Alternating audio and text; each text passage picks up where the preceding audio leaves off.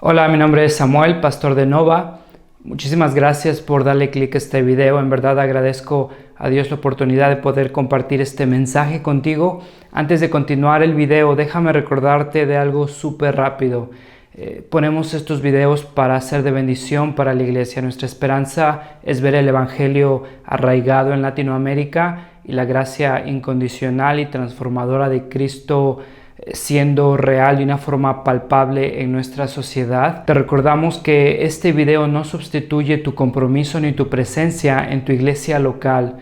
Creemos que el Evangelio forma parte integral de la vida en comunidad y de hecho el Evangelio se refleja viviendo en comunidad, y es ahí donde vemos que nos perdonamos unos a otros, nos animamos unos a otros, nos exhortamos unos a otros, nos amamos unos a otros. Entonces ponemos estos videos con la esperanza de seguir anunciando el Evangelio, pero también recordándote, invitándote a formar parte de una iglesia. Si no tienes una iglesia local, te recomendamos recursos como Coalición por el Evangelio, Iglered, el directorio de Acts 29. Ahí hay iglesias cristocéntricas con sana doctrina, con predicación expositiva. Te animamos a formar parte de una iglesia, a comprometerte con una iglesia, a ser de bendición para tu liderazgo y para la iglesia local en la ciudad donde estés. Esperamos que esta predicación sea de bendición para tu vida. Anhelamos que el Evangelio siga transformando nuestra cultura, nuestro país, Latinoamérica, y te invitamos a seguir orando con nosotros para que el Evangelio de Cristo, su gracia, siga transformando nuestros corazones, siga transformando nuestras iglesias, sigamos plantando iglesias y el nombre de Cristo siga siendo atesorado, amado y proclamado. Muchísimas gracias por darnos la oportunidad de compartir este mensaje contigo. Esperamos que te sea de bendición y gloria a Dios. Samuel nos ayuda a entender que Dios está en el control de todo. Por más repelente que Samuel se aplique, por más moscos que Samuel mate, Dios es el que está absolutamente en el control de todo. Para los que no saben, Samuel estuvo fuera del servicio 2 semanas, viene incorporándose. Lamentablemente, la semana pasada a mi esposa, a Lindy, le confirmaron dengue. A mi hijo pequeño, a Lavi, están en casa, enfermos, recuperándose, les mandan saludos. Y esta cuestión del dengue, que es una realidad, que es un problema, como decía Carlos, que ya nos está afectando como sociedad, empezaba a un poco a preocuparme en demasía. Esta semana precisamente tuve muchísimos compromisos, tenía la prédica, veía a mi esposa enferma, veía a mi hijo enfermo, Samuel tuvo dengue, su esposa, somos vecinos. Y lo más probable en mis pensamientos era, lo más seguro es que me dé dengue, es lo más probable. Si a mi esposa, a mi hijo, a mi hermano, a Beca, que somos vecinos, les dio dengue, en la iglesia María Elena viene recuperándose del dengue, Raúl, ¿alguien más? Vienen saliendo del dengue, lo más probable, estadísticamente, probablemente, es que me dé dengue. No sé cuándo, pero es casi un hecho, me he mentalizado, lo he pensado, dengue, estoy listo. Sé qué libros voy a leer cuando esté en cama, convaleciendo. Es casi una realidad, ¿no? Y en esta semana que tenía un chorro de compromisos, que quería llegar a la prédica con ustedes, me encontré en estos momentos de necesidad, en estos momentos de estrés, en estos momentos donde estaba preocupado porque no me diera dengue. Me encontré en esos momentos oscuros, no pudiendo dormir en la noche, negociando con los mosquitos. De verdad era de reír. Me encontré negociando con los mosquitos, escuchaba mosquitos, me despertaba, no podía dormir, y en un punto llegué a hacer un pacto con los mosquitos. Mosquitos, por favor, no me piquen esta semana, déjenme llegar al domingo, dejen terminar todos mis compromisos, dejen predicar. Y el domingo, cuando yo llegué a casa, soy todo suyo, mosquitos, píquenme, pero por favor déjenme llegar hasta el domingo, déjenme llegar. Y es domingo, son las 12 del día, estoy a punto de predicar y aparentemente los mosquitos han cumplido con parte de su pacto. Aparentemente, no sé si tengo dengue, no lo he manifestado, pero aparentemente los mosquitos han cumplido con esta parte del pacto. Pero quiero decirte que la primera cosa que yo voy a hacer llegando a casa va a ser que voy a buscar a todos esos condenados mosquitos que le picaron a mi esposa, que le picaron a mi hijo, y voy a vengar el dengue de mi esposa, voy a matarlos. No quiero tener dengue, no quiero enfermarme, ver las consecuencias, ver a los hermanos que han tenido dengue. Realmente no quiero, rompo mi pacto con los mosquitos, los voy a matar, créanme. Y por más tonto que esto les pueda parecer, esto me ayudó a darme cuenta de cómo es que nosotros como personas tendemos a romper nuestros pactos. Nosotros como personas tendemos a afirmar cosas en momentos de necesidad, en momentos de estrés, pero eventualmente cuando esa necesidad desaparece, cuando estoy aquí y no tengo dengue y estoy predicando, mosquitos los mataré, créanme. Somos personas que tendemos a contradecirnos, somos personas que tendemos a romper nuestros pactos, nuestras afirmaciones se las lleva el viento, somos personas cambiantes, somos personas infieles. Y es precisamente lo que vamos a ver en la porción del día de hoy. En la porción del día de hoy vamos a abarcar del capítulo 12, desde el versículo 12 hasta el 27, y a lo que nos está apuntando Juan en esta porción es a contrastar dos realidades. Vamos a contrastar la infidelidad versus la fidelidad. Vamos a ver la infidelidad de los 12 discípulos, la infidelidad de las autoridades judías, la infidelidad de Pedro, y la vamos a contrastar contra la fidelidad de nuestro Señor Jesucristo. Entonces, Juan nos está apuntando a la infidelidad contra la fidelidad. Y para que nos pongamos un poco en contexto, lo que vimos la semana pasada es como Juan está entregando a su Señor, está entregando a la persona con la que ha pasado los últimos 3 años, a su amigo, a su maestro, le está dando un beso, lo está entregando por 30 monedas de plata. Y cuando Jesús está con sus discípulos en el jardín, Judas entrega a Jesucristo.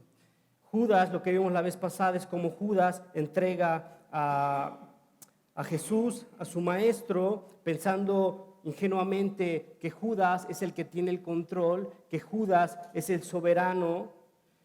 Y en la porción del día de hoy vemos en el versículo 12 que Jesucristo está rodeado por soldados romanos, por su comandante, por guardias de los judíos. Jesús está siendo rodeado, está siendo intimidado, está siendo atado porque Judas lo ha entregado.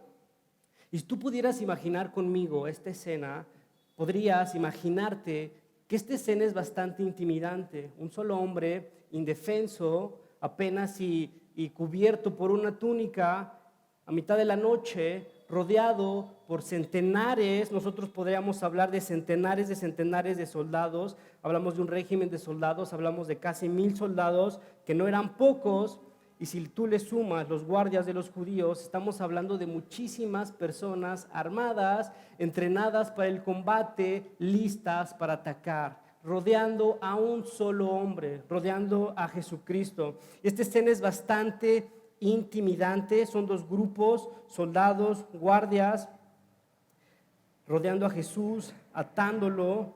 Jesucristo está a punto de enfrentar las consecuencias de su ministerio.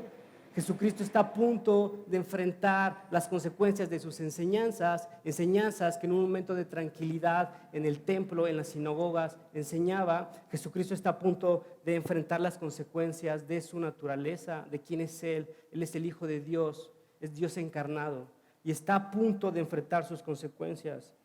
¿Cómo es que va a reaccionar Jesús en este momento de intimidación? ¿Cómo es que va a reaccionar nuestro Señor en este momento donde está siendo rodeado por centenares de soldados armados y de guardias armados? ¿Cómo es que va a reaccionar Jesús? Y fíjate cómo Juan nos apunta a esta realidad. Juan nos está apuntando primeramente a la infidelidad de los 12. Fíjate que hay un contraste. Versículo 15. Pedro y otro discípulo seguían a Jesús. Pedro y otro discípulo, que no nos dicen quién es, seguían a Jesús. Seguían a Jesús de lejos. ¿Dónde es que están los demás discípulos? ¿Dónde es que están los amigos de Jesús? Nosotros nos encontramos a Jesús completamente solo. ¿Dónde están los amigos de Jesús? ¿Por qué lo han dejado solo? ¿Por qué Pedro y el otro discípulo están siguiendo de lejos a Jesús? Están siguiendo de lejos su aprehensión, están siguiendo de lejos a los soldados, tan lejos que ni siquiera los soldados pueden verlos.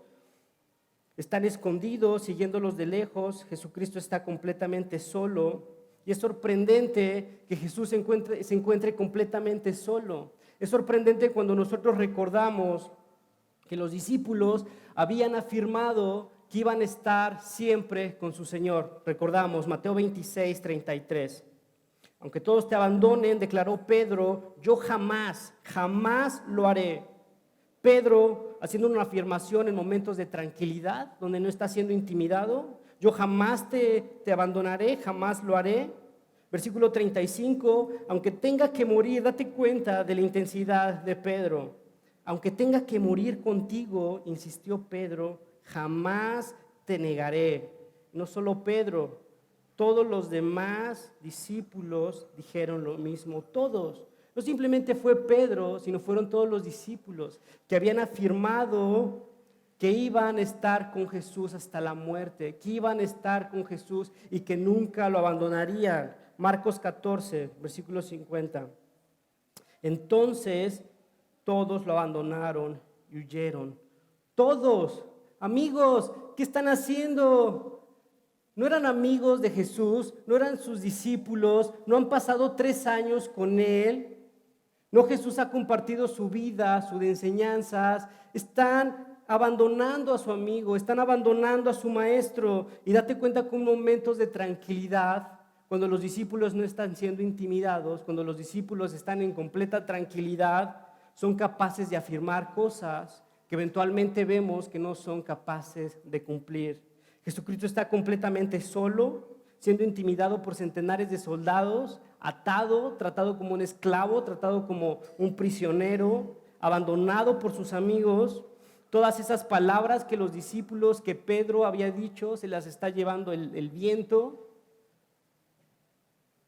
Esta realidad nos apunta a la infidelidad de los discípulos de Jesús, a la infidelidad de Pedro, a la infidelidad de los 12. Y de la misma manera Juan nos apunta a la infidelidad de las autoridades judías.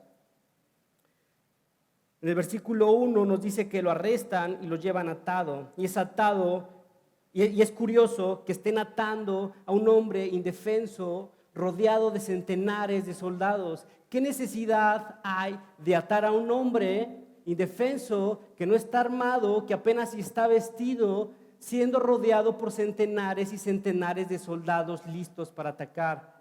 No hay sentido. Nosotros podríamos deducir que la intención de estos soldados, de estas autoridades, era humillar a nuestro Señor, era tratarlo como un delincuente, como un asesino, como un ratero. Jesucristo es atado y es llevado a Anás, versículo 13, y lo llevaron primeramente a Anás, que era suegro de Caifás, el sumo sacerdote de aquel año. ¿Por qué es que lo llevaron primero a Anás? Anás no era el sumo sacerdote, de acuerdo a la narración que nos está haciendo Juan. Sin embargo, nosotros tenemos que entender que Caifás era un sumo sacerdote y Caifás era impuesto por el Imperio Romano. Caifás era una figura que representaba al sumo sacerdote, pero era respaldado por el pueblo, por el Imperio Romano. Lo que hacía el Imperio Romano era poner al sumo sacerdote y quitarlo como él quería. El Imperio Romano ponía sumos sacerdotes a su conveniencia, y este mismo año, como nos lo dice Juan, habían puesto a Caifás. Sin embargo, el sumo sacerdote, el que era intermediario entre Dios y el pueblo de Israel, era efectivamente Anás. Anás fungía como sumo sacerdote ante el pueblo de Israel, y es por eso que estas autoridades, los guardias, llevan primero a Anás. Nosotros entendemos que inclusive Números nos dice, Números 35, no lo tienen en las notas, pero después lo buscan, que el sumo sacerdote cumplía una posición de por vida, una posición vitalicia. Una vez que se determinaba quién era el sumo sacerdote, ese sumo sacerdote tendría que cumplir con ese oficio toda su vida.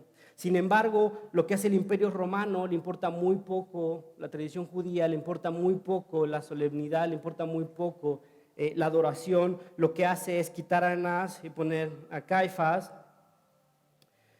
Y este Anás era una ficha, este Anás era todo un personaje. Anás era conocido por su corrupción, Anás era conocido por su avaricia, era despreciado por el pueblo judío. Anás era el responsable de haber convertido el patio del templo en un mercado, porque literalmente eso era lo que era, un mercado. Josefo, un historiador judío, nos dice que el patio del templo era llamado como el mercado de Anás. Eso era, lo que había hecho Anás, lo que había hecho su familia, que era una familia enriquecida por su corrupción, por su avaricia. Y date cuenta que Anás es el sumo sacerdote. Anás es el responsable de guiar al pueblo de Israel en su relación con Dios. Y todo lo que estaba haciendo Anás era negocios, era enriquecerse, pero no guiar al pueblo de Israel espiritualmente. Lo que había hecho Anás era corromper la adoración, era corromper los sacrificios. Lo que había hecho Anás y su familia era que ustedes se acuerdan que el pueblo de Israel, para poder adorar, para poder presentar ofrendas, tenían que presentar animales limpios, animales sin manchas, animales perfectos, animales blancos. Y entonces, cuando llegaba el tiempo de adoración, la gente del pueblo judío llegaba al patio del sumo sacerdote, llegaba con el sumo sacerdote y le presentaba ofrendas. Y entonces todas esas ofrendas, todos esos animales pasaban por el sumo sacerdote, pasaban por Anás. Y de una manera inexplicable, todos los animales que eran presentados al sumo sacerdote no eran perfectos. Y entonces el sumo sacerdote, en su gentileza, tenía animales limpios, sin mancha, perfectos, que podían el pueblo de Israel comprar. Sin embargo, estos animales aparentemente perfectos que el pueblo, que las autoridades judías, que los sacerdotes vendían, superaban el precio normal del animal hasta por 20 veces. Y ponte a pensar en todas las personas que venían a hacer sus ofrendas. Era un negocio redondo. Lo que estaba haciendo Anás era corromper la ofrenda, corromper la adoración y volverse en un hombre cada vez más rico, más poderoso. Anás es un personaje, es un corrupto. Y no solo eso, todas las personas que querían ofrendar, todas las personas que querían comprar animales, tenían que usar monedas del templo.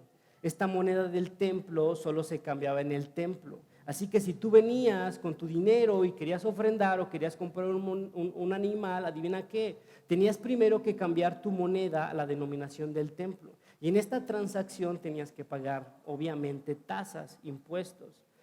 Y si a todo esto le sumamos todas las personas que venían a ofrendar, que venían a comprar, Anás era completamente corrupto, Anás era un personaje, era despreciado inclusive por el pueblo judío. Nosotros nos acordamos ahí en Mateo 21:13 cómo Jesús llega al patio del templo y Jesús en este momento de enojo, en este momento de desesperación, voltea todas las mesas de los comerciantes. Mi casa será llamada casa de oración, pero ustedes le están convirtiendo en cueva de ladrones, en cueva de lobos. Todos ustedes son unos corruptos. Jesús hace esto 2 veces, al principio de su ministerio y al final de su ministerio, 3 años después. Y esta era precisamente algo que había molestado a los judíos. Era algo que había fastidiado a Anás. Era algo que las autoridades judías no querían permitir. Después de que Juan resucita a Lázaro, en Juan 11:47, ¿se acuerdan de este milagro que lo vimos algunas semanas? Juan resucita a Lázaro y esta resurrección hace que más personas se acerquen a Jesús, que más personas crean en Jesús, que más personas siguen a Jesús. Y date cuenta de lo que dicen las autoridades judías. Entonces, los jefes de los sacerdotes, los fariseos, convocaron a la reunión del consejo. ¿Qué vamos a hacer?, dijeron. Este hombre, Jesús, está haciendo muchas señales, muchos milagros. Si lo dejamos seguir así, todos van a creer en él. Y verán los romanos, y date cuenta lo que dice, y acabarán con nuestro lugar sagrado, acabarán con nuestro negocio, acabarán con nuestra vaquita de oro, acabarán con la fuente de nuestros ingresos. ¿No están tan preocupados por este sistema sacerdotal de adoración? Están preocupados porque es una fuente de ingresos, están preocupados porque ya no van a tener más ingresos, están preocupados porque Jesús esté predicando, porque esté enseñando y porque esté generando fe en las demás personas. Y es por eso que las autoridades judías quieren a Cristo muerto, quieren la sangre de Cristo, quieren la cabeza de Cristo, quieren a Cristo crucificado. A estas personas se están llevando a Jesús. A estas autoridades es donde Jesús está siendo atado y está marchando rodeado de todas estas centenares de soldados. A estas personas, a Anás, a todos sus secuaces, están llevando a Jesús. Date cuenta que Jesús está siendo llevado con personas infieles, con personas corruptas, con personas cobardes, personas que son infieles al pueblo de Israel, personas que son infieles a la ley, personas que son infieles a Dios. Date cuenta cómo Juan nos está apuntando a la infidelidad de estas personas. Jesús está a punto de enfrentar un juicio, ser enjuiciado por estas autoridades corruptas, mentirosas, infieles. De la misma manera, date cuenta cómo Juan nos apunta a la infidelidad de Pedro, versículo 15. Pedro y el otro discípulo Pedro y otro discípulo seguían a Jesús, y como el otro discípulo era conocido del sumo sacerdote, entró en el patio del sumo sacerdote con Jesús. Eran los únicos, eran las únicas personas del grupo de 12 que están siguiendo a Jesús. Los otros 10 han corrido por sus vidas, los otros 9, contando a Judas que lo ha traicionado, han corrido por sus vidas. Solo está Pedro y el otro discípulo, y tendríamos que preguntarnos, ¿quién es este discípulo? ¿Por qué no se menciona su nombre? Nosotros tendríamos que pensar en Juan. Juan es el que escribe este evangelio. Juan aparece en los 4 evangelios al lado de Pedro. Juan, al escribir este evangelio, siempre se describe a sí mismo como Juan el discípulo amado. Nunca menciona su nombre. Y en esta parte, en esta porción, Juan se está refiriendo a sí mismo como el discípulo, el otro discípulo. Y este Juan conocía al sumo sacerdote. De alguna manera, ya sea que por una cuestión social, Marcos capítulo 1, versículo 20 nos dice que Juan, el papá de Juan, tenía trabajadores trabajando para él. Podríamos deducir que Juan en sí no era un pescador, sino era el hijo de un comerciante. Tener trabajadores pescando para ti no era algo usual en esa época. Podríamos decir que Juan era el hijo de un comerciante. Como el hijo de un comerciante de una clase media alta, podría conocer a personas influyentes, podría obtener favores. Puede ser esa teoría, o puede ser la teoría de una relación familiar. Juan es hijo de Salomé. Salomé está relacionada con María. María está relacionada con Elizabeth. Elizabeth es esposa de Zacarías, sacerdote. Podríamos entender que Juan tiene una relación directa con Zacarías. Sea cual sea, Juan nos está diciendo que conocía al sumo sacerdote. Y es por ello, por su relación con el sumo sacerdote, que puede tener acceso al patio. Es por eso que puede tener acceso al patio y permitirle el acceso a Pedro. Ahora Pedro y Juan están en el patio, y ahí en el patio, versículo 17, es cuestionado Pedro por una niña. ¿No eres tú también uno de los discípulos de ese hombre? Le preguntó la portera. Se describe una joven, se describe una niña que cuidaba la puerta.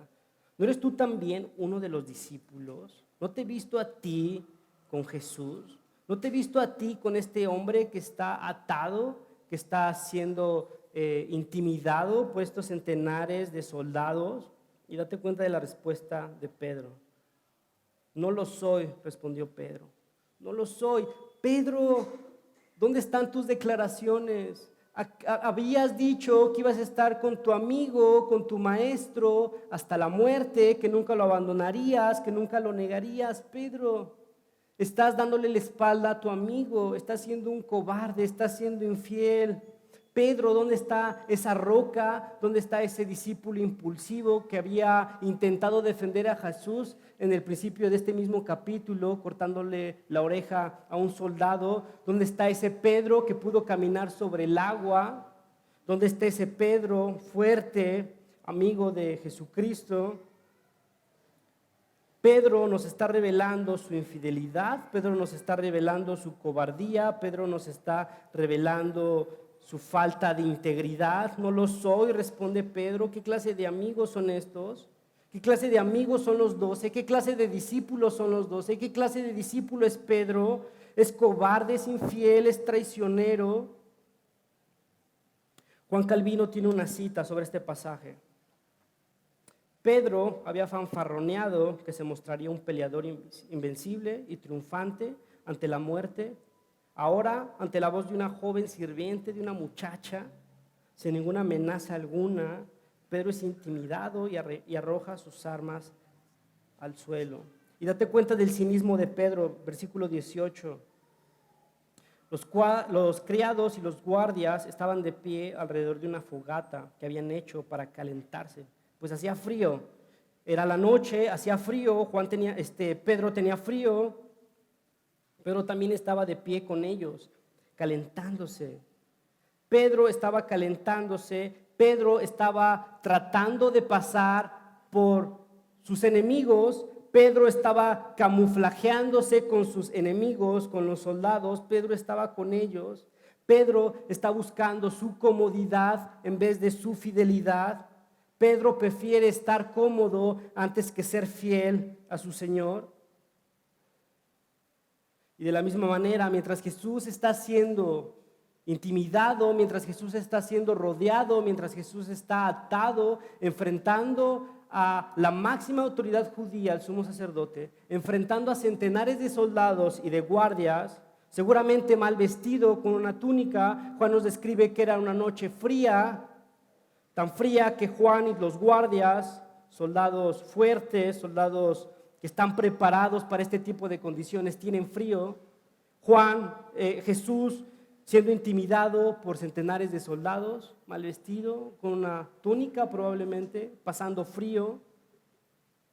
Mientras Jesús está siendo intimidado, mientras Jesús está siendo rodeado, mientras Jesús está siendo atado, golpeado, escupido, versículo 25, Pedro seguía de pie calentándose. Pedro sabía lo que estaba pasando con Jesús, Pedro sabía dónde estaba Jesús, Pedro sabía las condiciones en las que estaba Jesús. Sin embargo, sigue ahí, parado, buscando su comodidad antes que su fidelidad. ¿No eres tú también uno de sus discípulos?, le preguntaron. No lo soy, dijo Pedro negándolo. De nuevo, Pedro, demostrando su infidelidad, su cobardía. Versículo 26, ¿Seguro que no eres tú? ¿Acaso no te vimos en el huerto con él?, insistió uno de los siervos del sumo sacerdote, pariente de aquel a quien Pedro le había cortado la oreja. Versículo 27, Pedro volvió a negarlo. ¿Y sabes qué? Que en Mateo, capítulo 26, versículo 27, Mateo nos dice que Pedro maldice, jura: yo no conozco a ese hombre, yo no conozco a ese hombre, yo no vengo con él, yo no soy su discípulo, yo no soy su amigo. Pedro, ¿qué clase de amigo eres? ¿Qué clase de discípulo eres? Pasaste 3 años con Jesucristo, pasaste 3 años con el Hijo de Dios, recibiendo enseñanzas, viste todos sus milagros, viste lo que podía hacer con el poder de su palabra, viste cómo multiplicó panes, viste cómo sanó leprosos, viste cómo le dio la capacidad de caminar a las personas. Sin embargo, te atreves a maldecir, te atreves a jurar y te atreves a llamar con desprecio a Jesús. Yo no conozco a ese hombre, maldiciendo y jurando. 1, 2, 3 veces Pedro mostrando su infidelidad, mostrando su cobardía. Y de la misma manera, fíjate cómo Juan nos apunta a la fidelidad de Jesús. Lo que está haciendo Juan en esta porción es un contraste muy claro. Juan nos está revelando la infidelidad de los 12, nos está revelando la infidelidad de las autoridades judías, nos está revelando la infidelidad de Pedro, y nos está apuntando a la fidelidad de Jesús. Versículo 19. Mientras tanto, el sumo sacerdote interrogaba a Jesús acerca de sus discípulos, acerca de sus amigos, acerca de las personas que lo han abandonado. El sumo sacerdote está interrogando a Jesús acerca de esos cobardes y de sus enseñanzas. Y date cuenta del contraste que hace Juan. Jesús está ante el sumo sacerdote, con los guardias, con los soldados, y permanece firme. Pedro está siendo intimidado, cuestionado por una niña. Jesús está seguramente incómodo, mal vestido, pasando frío en una noche fría y permanece firme. Y Pedro está buscando su comodidad, calentándose. Como todos los demás discípulos han huido buscando preservar su integridad física, sin embargo Jesús bien había podido, con el poder de su palabra, eliminar a todos esos cientos de soldados, y sin embargo permanece fiel, parado enfrente de todos estos soldados del sumo sacerdote. Y mientras es cuestionado por el sumo sacerdote, versículo 20, yo he hablado abiertamente al mundo, respondió Jesús. Siempre he enseñado en las sinagogas, en el templo, en lugares públicos donde se congregan todos los judíos. Todos ustedes me han escuchado. En secreto no he dicho nada. ¿Por qué me interrogan a mí? Interroguen a los que me han oído hablar. Ellos deben saber lo que dije.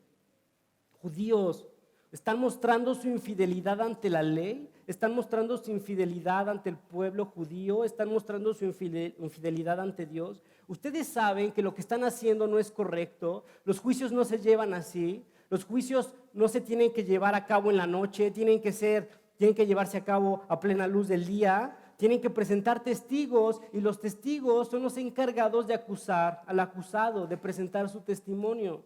Ustedes me están haciendo preguntas a mí para que yo me confiese que soy culpable. Judíos, esto no se hace así. ¿Dónde están sus testigos? Hay suficientes. Enseñé en lugares públicos. Judíos están siendo infieles. Lo que están haciendo aquí es montando un juicio pirata a mitad de la noche. Ni siquiera me están dando la oportunidad de presentar testigos. Lo que están haciendo está mal. Están siendo infieles. Y te aseguro que a nadie le gusta que le digan eso. A nadie le gusta que estás siendo infiel. A nadie le gusta que estás siendo cobarde. A nadie le gusta que estás siendo un mentiroso. Versículo 22. Apenas dijo esto, uno de los guardias que estaba allí cerca le dio una bofetada, le dio un golpe en la cara y le dijo: ¿así tú contestas al sumo sacerdote? ¿Te atreves a cuestionar a las autoridades judías? ¿Te atreves a decirle al sumo sacerdote que lo que está haciendo está mal? ¿Te atreves a decirle al sumo sacerdote que está siendo infiel? Y sin más, le revientan la boca a Jesús. Y esta agresión física a nuestro Señor es prácticamente el inicio del calvario de nuestro Señor Jesucristo. Esta agresión física en un juicio pirata, en un juicio injusto, en un juicio que refleja la infidelidad del pueblo judío, está siendo el calvario de nuestro Señor, donde es atado por sus amigos, donde es humillado por sus amigos, donde es golpeado por sus amigos, donde es difamado por sus amigos que lo traicionaron, que lo negaron, que fueron cobardes. Y lo increíble es que Jesús ya sabía que sus amigos lo iban a traicionar, que sus amigos lo iban a negar. Mateo 26, 31. Esa misma noche les dijo Jesús: todos ustedes me abandonarán, ya lo sé, me abandonarán, porque está escrito: heriré al pastor y se dispersarán las ovejas del rebaño. Ya lo sé que van a ir corriendo por sus vidas y me dejarán solo, ya lo sé. Lucas 22, 34. Pedro, te digo que hoy mismo, antes de que cante el gallo 3 veces, me negarás que me conoces, blasfemarás, jurarás, te avergonzarás de mí. Pedro, ya lo sé que lo harás. Y a pesar de esta realidad, a pesar de que Jesús sabía lo cobardes que eran, los infieles que eran, Jesús intercede. ¿Te acuerdas cuando los soldados judíos y los guardias llegan a apresar a Jesús? Y en el versículo 18 de este mismo capítulo, Jesús sale a dar la cara por sus discípulos y les dice: ya les dije que yo soy, si es a mí a quien buscan, dejen que estos se vayan. Yo respondo por ellos, yo doy mi vida por ellos, yo doy la cara por ellos, yo soy responsable, yo vengo con ellos, yo los respaldo. De la misma manera, ¿te acuerdas cuando Pedro en un momento de adrenalina quiere salvar la vida de su Señor y le corta la oreja a uno de los guardias? ¿Y qué hace Jesús? Jesús realiza el último milagro registrado en los evangelios por salvar la vida de su amigo, de Pedro. El último milagro de nuestro Señor Jesucristo es que vuelve a restituir la oreja de este guardia. Y nosotros sabemos, podemos entender, podemos deducir que cualquier agresión ante un guardia, ante un soldado romano, amerita la muerte. ¿Cómo te atreves a agredir a un soldado del Imperio Romano? Sin embargo, Jesús interviene, le salva la vida a Pedro, crea una oreja nueva, el guardia se va sorprendido, Pedro puede escapar, a pesar de saber que lo iban a abandonar, que lo iban a negar, que iban a ser infieles. Jesús interviene por ellos. Y esta mañana me gustaría preguntarte, ¿cómo es que tú reaccionarías? ¿Cómo es que tú responderías si te preguntan: vienes con Cristo, eres cristiano, eres discípulo de Jesucristo? ¿Cómo es que tú reaccionarías? En el 2015 estoy seguro que la mayoría de ustedes, si no es que todos, pudo ver una de estas noticias donde 21 mártires coptos en Libia son apresados por este grupo radical terrorista islámico, ISIS. Y no sé si alguno de ustedes pudo ver el video, pero son 21 mártires de la iglesia copta, cristianos, vestidos de anaranjado, marchando por la playa de Libia. 21 cristianos que han sido capturados, que están a punto de perder su vida porque son cristianos y han sido capturados por este grupo. Y cada uno de estas personas tiene un verdugo atrás, tiene un cuchillo en sus gargantas. Y el verdugo les hace esta pregunta a cada uno de ellos: ¿estás dispuesto a negar tu fe? ¿Estás dispuesto a negar tu fe? Niega tu fe y te voy a dejar vivir. Niega tu fe y no te voy a cortar la garganta. Niega tu fe y vas a poder regresar con tu familia, vas a poder regresar con tu esposa, vas a poder a regresar a tu vida. Lo único que tienes que hacer es negar tu fe. 21 cabezas decapitadas, 21 vidas terminadas. Y las palabras que salían de estos 21 mártires en la iglesia copta era: Ya Rabbi Yoshua, mi Señor es Jesús, mi Señor es Jesús. Inmediatamente les cortaban la cabeza. 21 vidas que no volvieron a ser las mismas, 21 familias que no volvieron a recibir a sus padres, a sus esposos, 21 vidas que fueron cambiadas por esta simple declaración. ¿Qué les costaba? ¿Qué les costaba negar su fe? ¿Qué les costaba negar a su Señor Jesucristo? Y déjame cambiar la pregunta que te hice hace rato. ¿Cómo es que tú reaccionarías si alguien te pone un cuchillo en la garganta y te dice: cristiano, niega tu fe y te dejo vivir? Cristiano, niega tu fe y puedes regresar con tu familia, puedes regresar con tus hijos. Lo único que tienes que hacer es negar tu fe. ¿Cómo reaccionarías? Y la realidad es que lo más probable es que todos nosotros salgamos con este impulso de adrenalina de la misma manera que Pedro y digamos: sí, Jesús es mi Señor, Jesús es mi Salvador. Es lo más probable. ¿Sabes por qué? Porque estamos en un contexto completamente diferente, porque tenemos la comodidad de decir que somos cristianos en Jalapa, donde nuestra vida no va a ser perseguida, donde no vamos a ser marcados, nadie nos va a poner un cuchillo por decir que somos cristianos. ¿Es cierto? Me atrevería a decir que todos ustedes están dispuestos a morir por su Señor, a dar su vida por su Señor, a cargar la cruz por su Señor. Y la realidad es que Juan nos está apuntando al hecho de que tú y yo somos como Pedro, de que tú y yo somos unos cobardes, de que tú y yo somos unos infieles, de que tú y yo negamos a nuestro Señor momento a momento, pensamiento tras pensamiento, decisión tras decisión. ¿Cuántas veces en momentos de necesidad, en momentos de enfermedad, te atreves a decir: Dios, si me das salud, cuando esté sano, voy a hacer, voy a decir, voy a dar? En momentos de necesidad afirmas cosas, y cuando estás sano, cuando ha regresado la calma, todas esas declaraciones son llevadas por el viento. Todas esas declaraciones demuestran tu infidelidad, tu cobardía, tu falta de integridad. ¿Cuántas veces no te has encontrado pidiéndole a Dios por un trabajo en un momento de necesidad?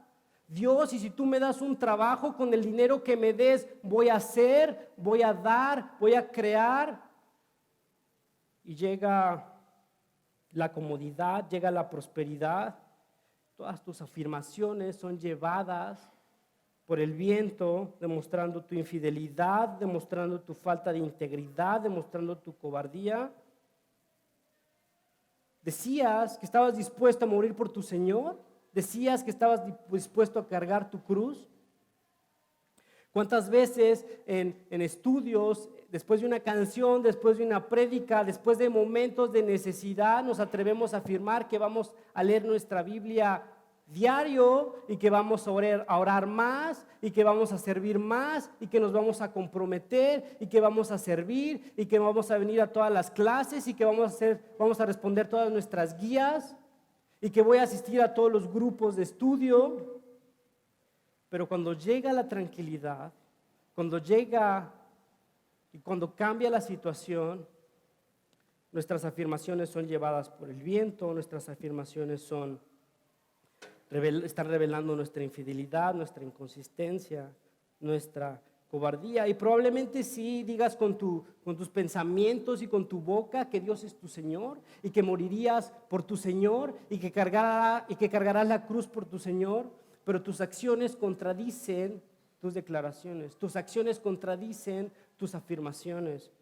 Y hermano, Juan nos está apuntando a la realidad de que tú y yo y todos nosotros somos unos infieles, somos unos cobardes, somos unos traidores, negando a nuestro Señor una y otra vez, una y otra vez. Juan nos está gritando: Dios es fiel, ustedes no, Dios es fiel, nosotros no, Dios es fiel, sus discípulos no, Dios es fiel.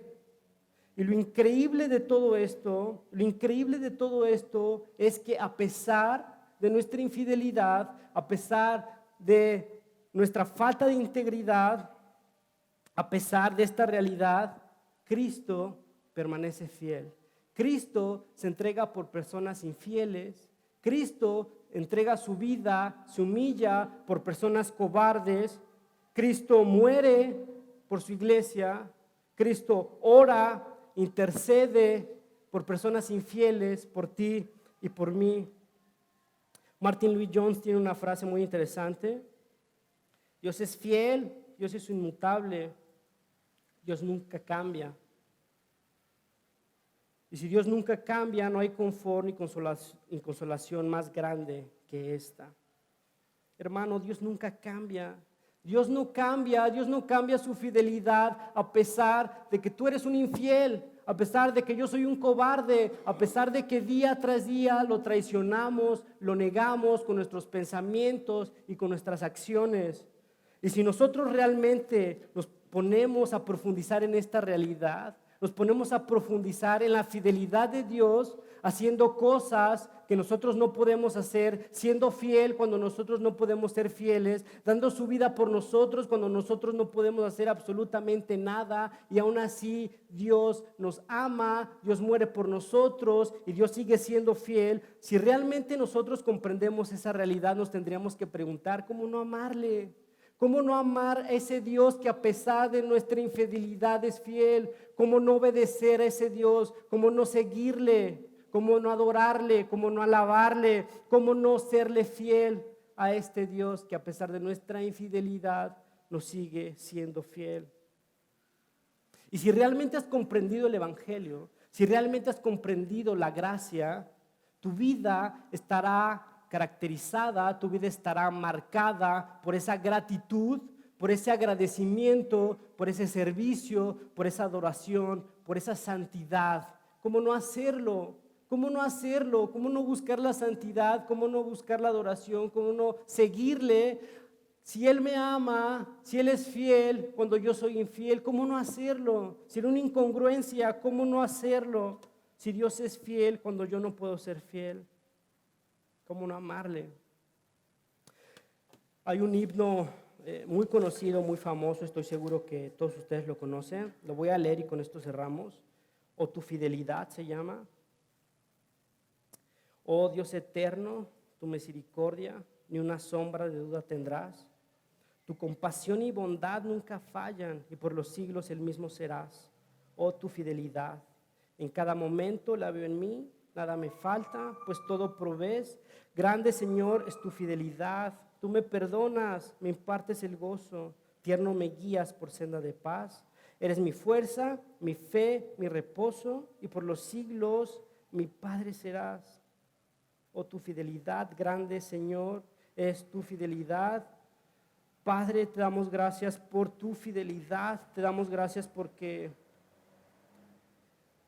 te has humillado, Padre, porque has muerto en medio de nuestra infidelidad, porque has entregado tu vida sabiendo que nosotros no haríamos absolutamente nada, porque has producido en nosotros algo que nosotros no podríamos hacer, porque en medio de esta infidelidad, Padre, que demostramos constantemente, tú eres fiel y nunca cambias. Nosotros podemos descansar en esa realidad, Padre.